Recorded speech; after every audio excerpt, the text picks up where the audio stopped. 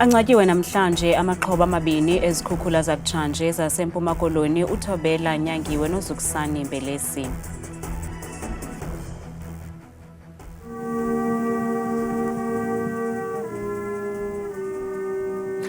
Uchazwe njengomntu ebenomqolo enothando nobezinikele kananjalo kwinkqubo yobulungisa uJaji Themba Sangoni nowayefudule intloko yejaji eMpuma Koloni kwinkonzo yakhe yomngcwabo eQokolweni namhlanje.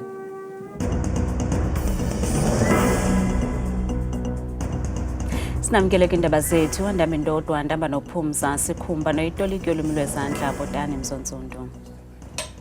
Abekwe kumakhaya awo okugqibela namhlanje amaxhoba amabini entlekele zezikhukhula zaseMpuma Koloni uThobela Nyangiwe noZukusani Mbelesi. Unyangiwe inkonzo yakhe yokugqibela bibanjelwe eKomani nanjengoko kaMbelesi ibisemthatha. Kusenjalo abasemagunyeni basemaqhaphethu bekhangela eminye imizimba engekafumaneki kule ntlekele.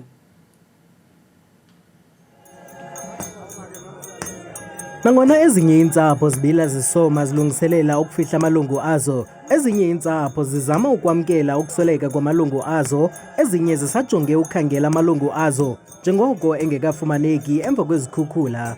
uZukusani Mbelesi ngomnye wamaxhoba athe asweleka ngenxa yentlekele yeliphondo nobefihlwa namhlanje eMthatha. Sesimfihlile umntakwethu uZukusani kaMbelesi apha ke ekhayeni lakhe kuKaplane eMthatha. Ya kanjalo asishiya ke kuloo ntlungu ngoba kaloku emneneni ikhaya belixhomekeke kuye kodwa kuba ezikaThixo zaziwa nguThixo. uMbelesi ukwakhunjulwe njengomntu ebethanda kakhulu inkonzo nosapho lwakhe.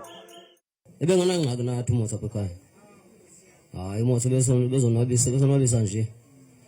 AndikuMotho nguyena umuntu ebesibona uba uzawusigcina ngoba besondele kakhulu ngapha ngasenkonzweni. And ke uMotho bebenganankonzo athi le yayinditheni kuyo. Simthandile ke umntakwethu enenena nozuxoka ekhayeni wonke umuntu nendawo yakhe. Okuhamba kwakhe inene kuyinhlungu kuthi. Kusenjalo ubekwe kwikhaya lakhe lokugqibela namhlanje naye uThobela Nyangiwe nobengomnye wamaxhoba ezikhukhula zaseMpuma Koloni kwaye uchazwe njengomntu ebethobekile. Bengathethi kakhulu kodwa ngithanda ukutya. Ngikuthanda ukuthi uThobela kakhulu. Yinto besiyenza yingoba esikhulu. Ezinye nezinye izinto ezisecaleni uThobela bingezinto zakhe. Ubhuti yena indlela sishiye ngayo ibuhlungu. But ke siyazi ba uThixo yena ukufa sakubona nakuye. And ke ngoku andikhumbuli uThixo esixelela indlela esizawukufa ngayo nemini esizawufa ngayo. Ukanti izolo kufunyenwe omnye umzimba wowasetyhini nanamhlanje abezohlangulo nemibutho yesisa basaqhuba nephulo lokukhangela eminye imizimba. Ubekwe kwikhaya lakhe lokugqibela namhlanje lo wayesakuba yijaji intloko kwiphondo laseMpuma Koloni uJaji Themba Sangoni kwilali yaseQokolweni ngaphandle kwaseMthatha kwinkonzo ekhethekileyo yaseburhulumenteni ekwinqanaba lesibini. Izithethi zimtyebele zimchaza njengomntu ebenomqolo enothando nobezinikele kananjalo kwinkqubo yobulungisa. uJaji Sangoni usweleke kwiveki ephelileyo eneminyaka engama-77 ubudala emva kwengulo emfutshane. Adila izindaba ibengumbono omxesibe ukusukela kubantwana begazi abezopolitiko ingcuncu kwezomthetho kuquka nezigubhuqa zoshishino beyokunika imbeko bekhahlela kananjalo okwagqibela kuJaji Sangoni. Abantwana bakhe bamchaze njengotata obenothando nobefunga angajiki xa ezinikele entweni. Bengumuntu onomqolo utata ebeqinile nyani. And yonke lento ithethwa ibisixelela thina nje besingamboni ekhaya sithi hey utata akekho utata. But side si-understand ngokuba besenza umsebenzi ebibalulekile kakhulu ngaphezu kwethu. Ukanti uye wafundwa nomyalezo ovela kwinkosikazi yakhe umama uNoligwa kwaye uthi esi sithonga simhlabanisele ecabangweni. Thank you for being a loving husband to me for over 50 years. There was no mountain too high when I climbed it with you, no valley too deep when you walked beside me. Thank you for being a loving father to our children. Oogxa bakhe kwezomthetho bamchaze njengomntu obenengqondo ebukhali kwaye ezinikele kwinkqubo yobulungisa. He had an incisive brain and had the ability to reduce intricate matters into their simple elements. He was very pleasant company and had an infectious laugh. Abantwana bomgquba bathi lahleko enkulu kubo lena nanjengoko uNkosi uDilizindaba ibingumbele obhonxileyo abancanca kuwo amava nobulumko. Yashe lenkumanda lilahlekile, isizwe masixole lifumanekile. Umphathiswa wezobulungisa nobesenza intetho phambili kule nkonzo yomncwabo unkosikazi Mamluko Kubayi wothulele umnqwazi uJaji Sangoni ngegalelo lakhe kweli. As we bid farewell to Justice Sangoni, let us pay tribute to men who lived his life to the full service of humanity. Indeed, Justice Sangoni made a better person of himself, a greater nation of this country he called home and of his birth, and a finer world for all of us to live in. Hamba ke mfo kaSangoni uyokunika ingxelo kwaPhius Langa noGeorge Bizos. Uzuhambe ubheka-bheka ke kambe kuba kaloku bakhona oomandisa maya ngasemva bakujongile. Goduka Hlanga, Mqiya Nobetha Mthembu Bhuzubhuzu, ubuntu ubugqibile.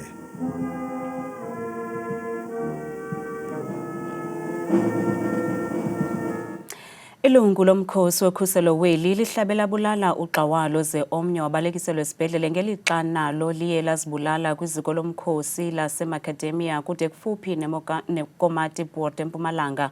Kholeleka kuba la majoni abenengxabano ngentseni yanamhlanje phambi kokuba kwenzeke esi siganeko. Kanti akukazi ukuba la majoni bephikisana ngantoni, kodwa nangona kunjalo uphando liyaqhubeka ukufumana intsusa amabandla. Isithethi seli sebe uPrince Chabalala uvakalise amazwi ovelwano kwintsapho zababhubhileyo. We are currently doing preliminary information just to investigate what really happened. But the information that is at our disposal is that there was a tragic altercation involving SNDF members, which resulted in this unfortunate death of 3 soldiers. On behalf of the Minister and the Chief of SNDF, and this is a really deeply painful moment for the organization and the military community at large.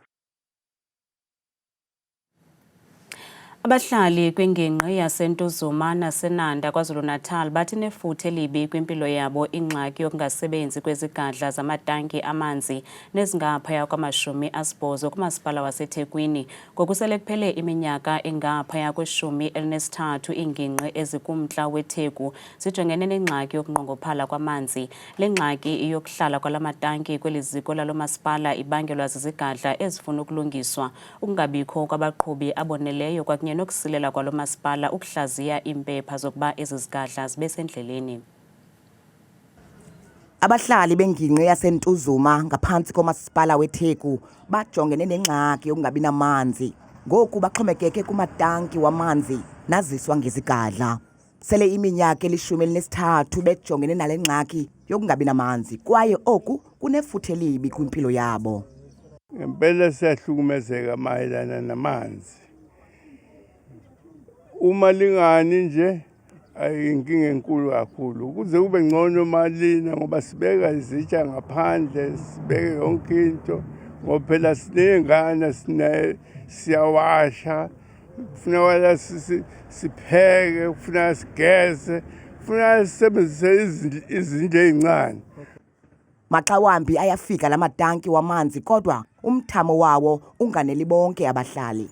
oku kuye kukhokelele abahlali babhenele kumanzi wemvula.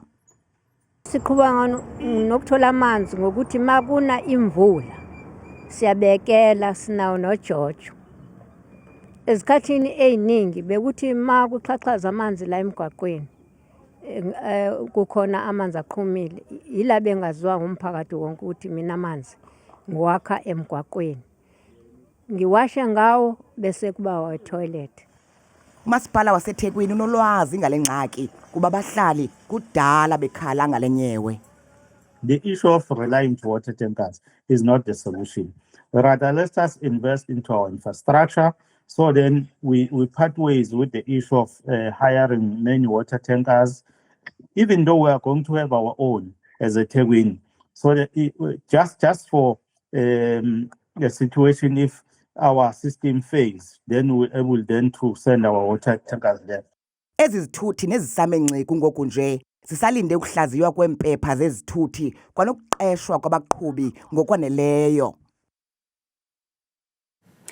Banqongophele abahlali baseBoyikhutso eLichtenburg eMntla-Ntshona ngenxa yokungathuthwa kwenkunkuma kwindawo abahlala kuyo, nto leyo ebangele ukuba balahle inkunkuma endleleni kawonke-wonke. Bathi izigadla eziqokelela inkunkuma zisoloko zisonakala kwaye bafuna umasipala waseDitsobotla azithathele ingqalelo izikhalazo zabo kuba le meko baphila phantsi kwayo inefuthe libi kwimpilo yabo.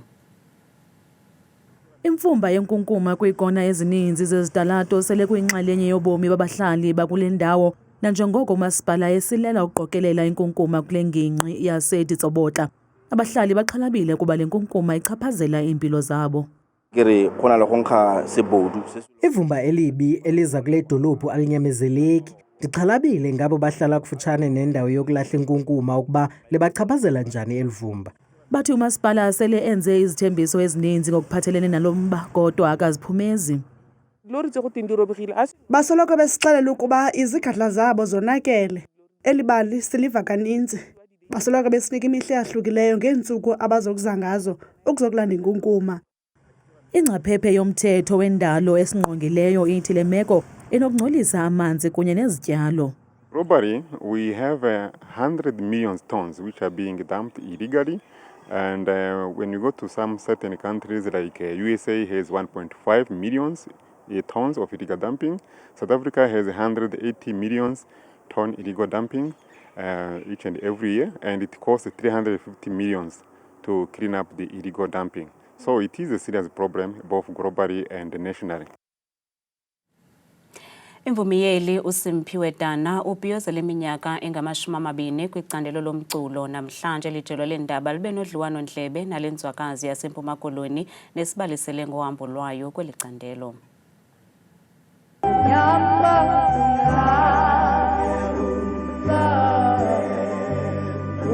uSimphiwe Dana yimvumi ephuma izandla kwaye kulo nyaka ubhiyozela ukufinca iminyaka engama-20 kwicandelo lomculo.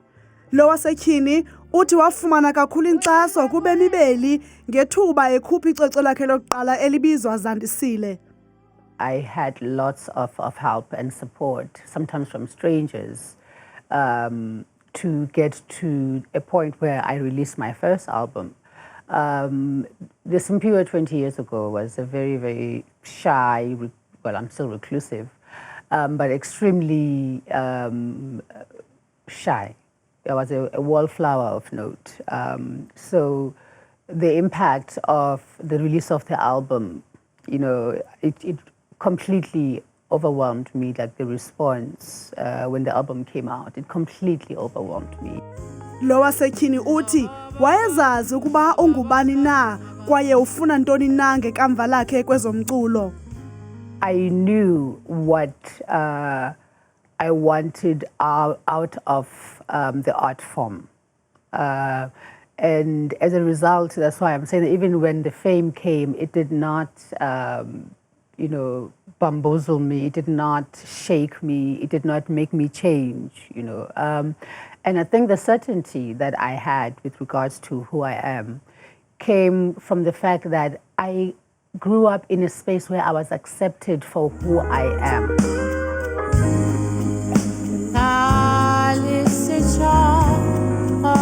Le nzalelwane yaseMpuma Koloni ithi le minyaka engama-20 iza kuyibhiyozwa nabalandeli bayo. I created a project called Moya, which was around my mom's passing, as a part of my grieving process. I'm planning to tour that throughout the world. It has done well in SA. Our next stop is Russia. And before that, tomorrow I'm performing for President Thabo Mbeki for his 83rd birthday and also celebrating Power FM's 12th birthday. And then next weekend I'm in Cape Town at the Baxter Theatre on the 27th and the 28th to celebrate my 20 years with the Cape Townians. Kule minyaka engama-20 uSimphiwe utyhutyhe amazwe ehlabathi esonwabisa amanxilo omculo. Kungekudala uza kuntingela eRussia nalapho azocula khona. Asaphokoka mbombozwane zeli amazwi ovelwano emva kokusweleka komsasazi wezemidlalo obephume izandla uPhumlani Msibi nobeneminyaka engama-57 ubudala waqala ukusasaza kwijelo lezosasazo le-SABC phambi kokuba aye eSuperSport. Umlawuli oyintloko kwaSuperSport uRendani Ramoba wothulele umnqwazi lo kaMsibi ngegalelo lakhe nangendlela yokuziphatha. Ukusweleka kaPhumlani Msibi ayolahleko nje kuphela apho besebenza khona koko nakwicandelo lezemidlalo ngokubanzi. Ukanti uMsibi ebengasasazi kuphela ibhola ekhatywayo ebenabile sasaza neminye imidlalo esingabalula kuyo umdlalo wamanqindi. Nanzi Mozulu noThabile Makhaphela.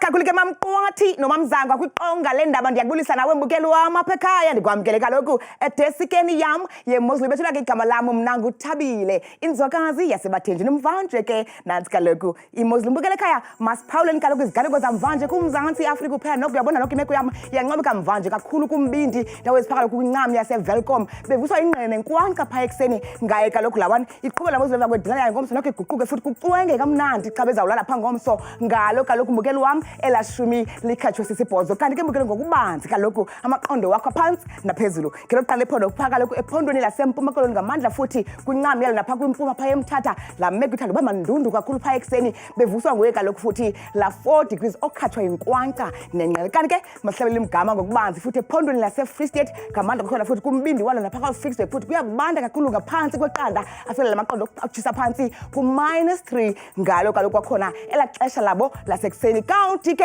baphila ngolhlobo phaya ephondweni elisentshona koloni ngamandla futhi kwimpuma yalo ndawo ezifana phaya kwembukele ekhaya koBeaufort West ekuseni bevuswa ngula 6 degrees bayivalela mina kwakhona futhi emva kwedina yangomso ko-21 degrees kungaba nam kwakhona kubanzi phaya ephondweni laseNorthern Cape ngomso ngamandla futhi kumantla walaphondo phaya kaloku kokurumane ekuseni bevuswa liqanda nasemva kwedina ngomso bayayivala bayayisonga namini ngeshumi nje elikhatshwe sisithoba kanti ke sebenjeje kwakhona phaya ephondweni eliseNorth West ngomso ngamandla ke ezandawo zipha kumazantsi walaphondo futhi eBloemhof ekuseni bevuswa liqanda nomeki maxongo naphaya eKlerksdorp ngo-1 bona mbukele ekhaya baphila kanje ephondweni laseGauteng ngamandla futhi kwincam yalo Johannesburg ekuseni ngo-6 degrees naphaya koSprings kungabanda phaya xa bevuka futhi bevuswa kaloku nguye futhi la 5 degrees zebenjenje ephondweni elikumantla apha eMzantsi Afrika phondo elo kaloku yiLimpopo ngamandla futhi amazantsi walo phaya koThabazimbi ekuseni qabaqaba ngamafu bevuka phaya ngo-12 degrees ofana nqoke phofu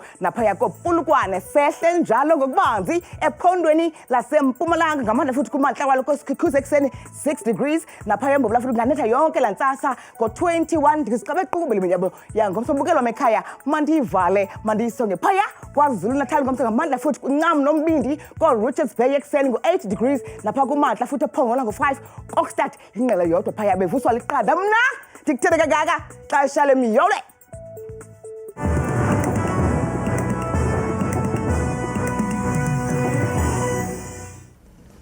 Kamnandi mawethu.